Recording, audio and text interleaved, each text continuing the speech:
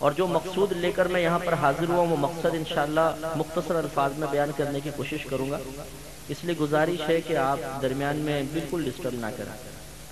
تو میں عرض کر رہا ہوں کہ جب آدمی کسی ذکر کی محفل میں آ جاتا ہے تو شیطان پہلے تو اس کو روکنے کی کوشش کرتا ہے، جب انسان رکتا نہیں ہے تو پھر اس کی دوسری خواہش یہ ہوتی ہے کہ اسے ایسی محفل کی برکات سے محروم کروا دے، اور اس کا بہترین طریقہ یہ ہوتا ہے کہ وہ حضور قلب کو ختم کر دیتا ہے۔ آپ بظاہر سامنے بیٹھے ہوں گے اور ذہن آپ کا کہیں اور ہوگا، آپ کچھ اور سوچ رہے ہوں گے، کل فلاں سے ملنا ہے، پرسوں اس سے ملنا ہے، اس سے پیسے لینے ہیں، اس کو پیسے دینے ہیں۔ یہی ہوتا ہے کہ کوئی اٹھ کے فوٹو کھینچے گا، کوئی پیچھے اٹھ کے جائے گا، کوئی دوست کے کان میں بات کہے گا۔ یہ جو خصوصاً دوران بیان جب اٹھتے بیٹھتے ہی ادھر جاتے ہیں، آپ یہ سمجھتے ہیں میں اپنے ارادے سے کر رہا ہوں، حقیقتاً یہ وسوسہ شیطانی ہوتا ہے۔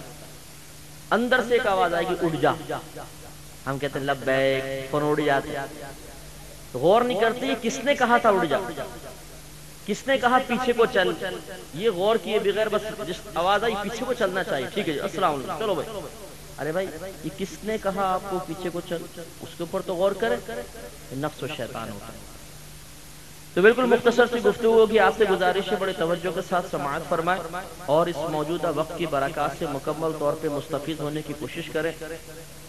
پانی وغیرہ تمام بھائی رکھ دیں، کربلا کی پیاس یاد کریں، پیاسوں کی امام حسین رضی اللہ تعالیٰ عنہ کی۔ اب جب تک میں بولتا رہوں گا میں بھی پانی نہیں پیوں گا انشاءاللہ۔ آپ کے یہاں پر میں پہلے بھی انڈیا ایک دفعہ آیا تھا، تقریباً 10-12 سال تو میرے خیال میں ہو گئے ہوں گے، اس سے بھی زیادہ ہو جائے تو کوئی بعید نہیں۔ اس کے بعد اب یہ دوبارہ موقع ملا ہے، اور اس کے بعد موقع ملتا ہے یا نہیں یہ اللہ ہی بہتر جانتا ہے۔ ہمارے منصوبے بہت طویل ہوتے ہیں، میں یہ کروں گا، وہ کروں گا، یہاں جاؤں گا، وہاں جاؤں گا، لیکن پھر موت ہمارے درمیان آڑے آ جاتی ہے اور تمام ارادے ختم ہو جاتے ہیں۔ اس لیے ہو سکتا ہے کہ یہ میرا آخری بیان ہو،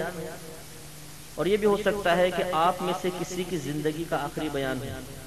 اس کے بعد آپ کو مزید کوئی بیان سننا نصیب نہ ہو، اور ہو سکتا ہے مجھے کوئی بیان کرنا نصیب نہ ہو۔ اس لیے بہت توجہ کے ساتھ آپ کا مہمان آپ کے پاس حاضر ہوا ہے ہزاروں میل کا سفر طے کرنے کے بعد، تو بڑی توجہ کے ساتھ سماعت فرمائے۔ اور حقیقت تو یہ ہے کہ ہمارے نبی کریم صلی اللہ علیہ وسلم کی اس حدیث کو ہمیشہ ہر نیک عمل اختیار کرتے ہوئے پیش نظر رکھنا چاہیے۔ آپ نے فرمایا کہ جب بھی تم نماز ادا کرو تو یہ سوچ کر کرو کہ یہ میری زندگی کی آخری نماز ہے۔ حکمت دیکھیے، اگر ایک قاتل کو پتا ہے جس کو صبح پھانسی چڑھنی ہے کہ اب میں نہیں بچوں گا، صرف فجر کی نماز باقی ہو، تو اس نماز میں اس کو جو خشوع و خضوع ہوگا یہ شاید ہی کسی کو نصیب ہو۔ انتہائی توجہ کے ساتھ پڑھے گا کہ اب تو بس پھانسی چڑھی جانا، چلو آخری نماز تو اللہ کی بارگاہ میں خشوع و خضوع سے پڑھ لوں۔ اور ہمارے نبی کی تعلیم یہ ہے کہ جب بھی نماز پڑھو تو یوں تصور کرو کہ یہ میری زندگی کی آخری نماز ہے۔ تو کوئی بھی آپ عبادت اختیار کریں، اس اصول مصطفیٰ صلی اللہ علیہ وسلم کو پیش نظر رکھیں گے، عبادت میں ذوق پیدا ہوگا، مزہ آئے گا۔ یہ جو ہمارے بھائی اور بہن شکایت کرتے ہیں نا کہ جی ہم نماز پڑھتے ہیں مزہ ہی نہیں آتا، روزہ رکھتے ہیں خشوع و خضوع پیدا نہیں ہوتا، قرآن پاک کی تلاوت کرتے ہیں لطف نہیں پیدا ہوتا، اس لیے کہ ہم نے جس طریقے سے نبی کریم صلی اللہ علیہ وسلم نے سمجھایا اس طرح کبھی عبادات کو اختیار نہیں کیا۔ تو اس لیے سمجھیے کہ یہ آپ کا میرا آخری اجتماع ہے، میرا آخری بیان اور آپ کا بھی آخری بیان، میں کر رہا ہوں اور آپ سن رہے ہیں۔ اور اللہ کا بڑا کرم ہے، بہت ہی کرم ہے، ہمارے بزرگوں کے وسیلے سے الحمدللہ جب بھی میں بیان کرتا ہوں میں اس کو اپنے آخری بیانی تصور کرتا ہوں کہ شاید اس کے بعد اب میری زندگی نہیں رہے گی، تو چلو میں اپنے مسلمان بھائی بہنوں کو جو اللہ نے مجھے دیا ان تک منتقل کر جاؤں۔ تو اس لیے یہ تمہیدی کلمات عرض کرنے کے بعد گزارش ہے کہ جو کھڑا ہوا ہے وہ آج پھر ایسا کھڑا ہو کہ ہلے بھی نہیں، جو بیٹھا ہوا ہے وہ ایسا بیٹھے کہ پہلو بھی نہ بدلے، اور یہ بولے نہیں بیٹھ جاؤ کھڑے ہو جاؤ، آپ زیادہ ڈسٹرب کرتے ہیں۔ آپ اصل میں دوسرے کو کہہ کے خود پہلو آرام سے بدل لیتے اور خود شور شرابہ مچا رہے ہوتے۔ تو اب میں اپنا بیان سٹارٹ کروں گا۔ تمہیدی یہ کلمات سے گزارش ہے کہ بہت توجہ کے ساتھ آپ بھی، اور پردے میں رہ کر جو ہماری بہنیں ہمیں سن رہی ہیں وہ بھی بہت توجہ کے ساتھ۔ یہ خواتین بھی خاموش نہیں رہتی، ان کی زبان کبھی بند نہیں ہوگی۔ ابھی بھی یہ پردے میں بیٹھ کر تبصرہ کر رہے ہوں گے، دیکھ مفتی صاحب کے کان دیکھ، اس کی ناک دیکھ، ان کی آنکھیں دیکھ، بالکل ایسا لگتا ہے جیسے ٹی وی پر آ رہے ہیں۔ تو بہنیں کبھی بھی خاموش نہیں رہتی، ان سے بھی گزارش ہے کہ بالکل خاموشی کے ساتھ بیان سماعت فرمائیں۔ تبصرے بعد میں کر لیجئے گا، وہ بھی غیبت نہیں کیجئے گا۔ کوئی اچھائی نظر آئے تو بیان کرتے ہیں، برائی نظر آئے تو چھپا لیجئے گا۔ اسی طرح چھوٹے بچے جو ہیں اگر بہنوں کے پاس ہوں تو انہیں بھی خاموش کرانے کی کوشش کریں، اور ہمیشہ جب بھی آپ کسی ذکر کی محفل میں، خصوصاً علمی محفل میں جائیں، کبھی بھی چھوٹے بچوں کو لے کر نہ آئیں، کیونکہ یہ ڈسٹرب کرتے ہیں، بیچارے ان کو پتہ تو ہوتا نہیں ہے، اور بڑے کا خشوع و خضوع بھی ختم ہو جاتا ہے جس سے یہ بچہ ڈسٹرب کر رہا ہے۔ تو اس لیے بڑی توجہ کے ساتھ اب آپ چند باتیں میری سماعت فرمائیں۔ الحمدللہ رب العالمین والصلاة والسلام علی سید الانبیاء والمرسلین، اما بعد فاعوذ باللہ من الشیطان الرجیم، بسم اللہ الرحمن الرحیم۔ قال تبارک وتعالی فی القرآن المجید والفرقان الحمید، وإنك لعلى خلق عظیم، صدق اللہ العظیم وصدق رسولہ النبی الکریم۔ وقال تبارک وتعالی فی شان حبیبہ، ان اللہ وملائکتہ یصلون علی النبی، یا ایہا الذین آمنوا صلوا علیہ وسلموا تسلیما، اللہم صل علی سیدنا ومولانا محمد وعلی آل سیدنا ومولانا محمد کما تحب وترضى له۔ الحمدللہ، یہ اللہ کا بڑا کرم ہے کہ اس نے ہمیں بغیر طلب کیے ایک مسلمان گھرانے میں پیدا فرما دیا۔ یہ بھی اللہ کا بڑا ہی کرم ہے کہ اس نے مسلمان بنایا تو اپنے محبوب کا امتی بھی بنا دیا۔ پچھلے دور میں بھی مسلمان گزرے، وہ بھی بعض مسلمانوں کے گھرانے میں پیدا ہوا۔ ہمیں بھی اللہ نے مسلمان پیدا کیا، ہم ایک مسلمان گھرانے میں پیدا ہوئے، فرق ہے۔ وہ نبی کے، ہمارے نبی کے امتی نہیں تھے، ہم اپنے نبی کے امتی ہیں، اور یہ بھی اللہ کا کتنا کرم۔ اگر اللہ تعالیٰ چاہتا تو ہمیں کسی کافر کے گھر بھی تو پیدا کر سکتا تھا، یہ اس کا عدل و انصاف ہوتا، معاذ اللہ ظلم تو نہیں تھا، اس کا عدل و انصاف ہے۔ لیکن قربان جائیے اللہ تعالیٰ کی رحمت کے کہ اس نے فقط اپنے فضل و کرم سے، بغیر ہمارے کسی ذاتی کمال کے، ہمیں ایک مسلمان گھرانے میں بلکہ اپنے محبوب کی امت میں پیدا فرما دیا۔ اور اس امت میں پیدا ہو جانے کے بعد،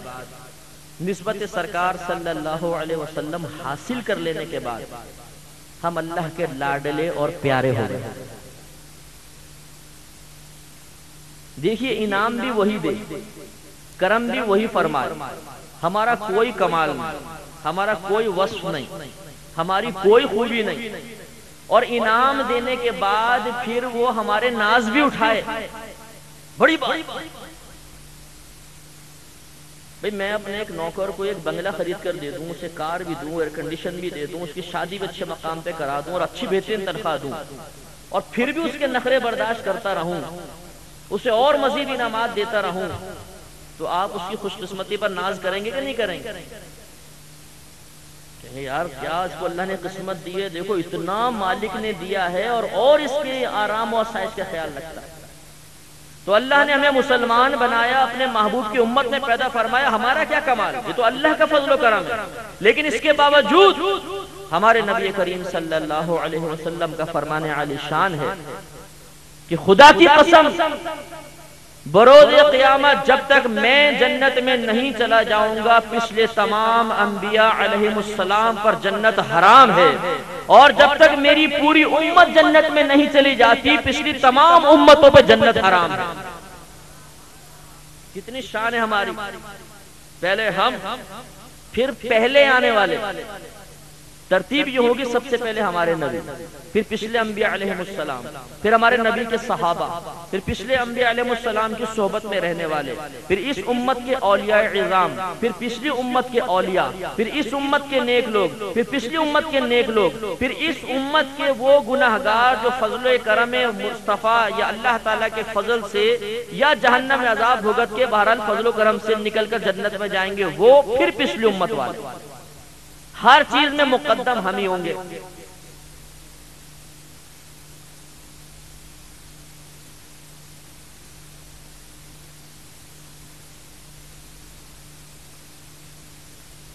کوئی بھی اس طرح آگے آ رہا ہو نا اس کو پکڑ کے بٹھا دیجیے۔ تو میرے پیارے بھائیو، یہ کتنا بڑا اللہ کا کرم ہے کہ اس نے اپنے حبیب کریم صلی اللہ علیہ وسلم کی امت میں پیدا فرمایا۔ جب نبی کریم صلی اللہ علیہ وسلم سفر معراج پہ تشریف لے گئے، سدرۃ المنتہا پر پہنچے۔ سدرہ ایک درخت کا نام ہے، اور منتہا عربی کا لفظ ہے، یہ اس مقام کو کہتے ہیں جہاں پر کسی شے کی انتہا ہو جائے، اسے کہتے ہیں منتہا،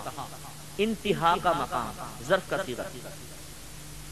اس درخت کو سدرۃ المنتہا اس لیے کہتے ہیں کہ یا تو یہاں پر آ کر بندوں کے اعمال کی انتہا ہو جاتی ہے، اس کے اوپر نہیں جاتی، یا اس وجہ سے کہ یہاں فرشتوں کے آگے بڑھنے کی انتہا ہو جاتی ہے، اس سے آگے نہیں بڑھ سکتے۔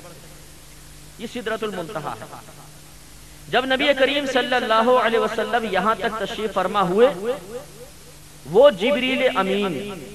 جو زمین سے لے کر اس مقام تک بظاہر نبی کریم صلی اللہ علیہ وسلم کے آگے آگے تھے،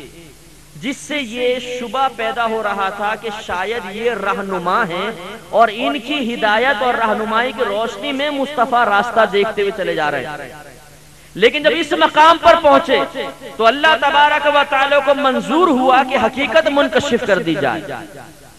لہذا حضرت جبریل نے عرض کی، یا رسول اللہ صلی اللہ علیہ وسلم، اب اگر ایک قدم بھی آگے بڑھایا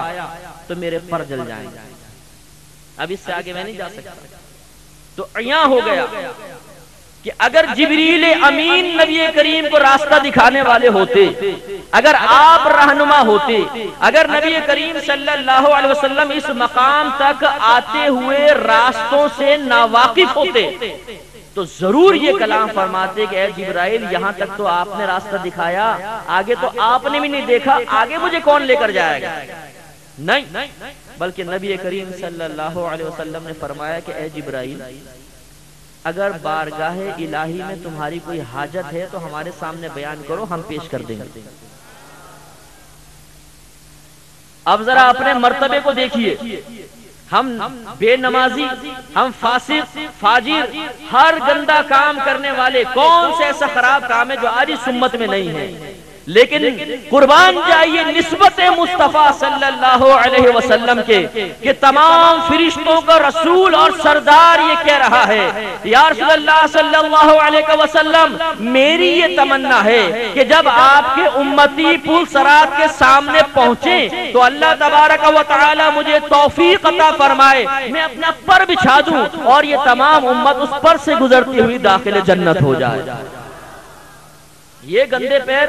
جو گندے ناپاک مقامات پہ جاتے ہیں، اور وہ جبریل نوری مخلوق، پاکیزہ مخلوق، تمام فرشتوں کا سردار، لیکن نسبت ہمیں حاصل ہے، ہم نبی کریم صلی اللہ علیہ وسلم کے امتی ہیں، اور اس نسبت میں ہمارا کوئی کمال نہیں، فقط اللہ کا فضل و کرم، اور وہ فرشتوں کا رسول تمنا کر رہا ہے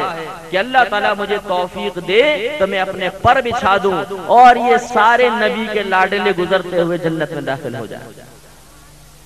میرے آقا نعمت امام اہل سنت مجدد دین و ملت پروان شمع رسالت عظیم البرکت عظیم المرتبت شاہ احمد رضا خان علیہ رحمت الرحمن اپنے ایک شعر میں بڑی پیاری بات بیان فرماتے ہیں۔ اس کا مقصود کلام یہ ہے